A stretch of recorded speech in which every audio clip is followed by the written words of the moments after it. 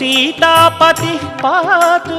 हृदयं जामदग्न्यजित् मध्यं पातु खरध्वंसी नाभिं जाम्बवदाश्रयः सुग्रीवेशः कटिं पातु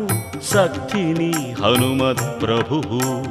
ऊरू रघुत्तमः पातु रक्षः कुलविनाशकृत्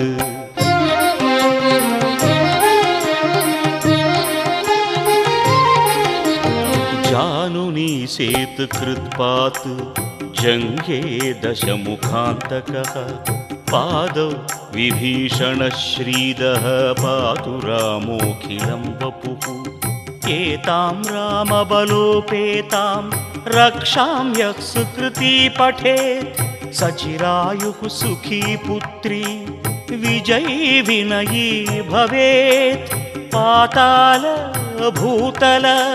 व्योमचारिणः छद्मचारिणः न द्रष्टुमपि शक्तास्ते रक्षितं रामनामभिः रामेति रामभद्रेति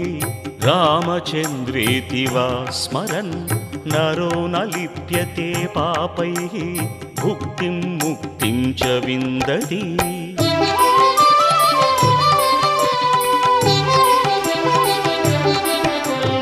जगज्जैत्रैकमन्त्रेण रामनाम्नाभिरक्षितं यः कण्ठे धारयेत् तस्य करस्थाः सर्वसिद्धयः वज्रपञ्जरनामेदं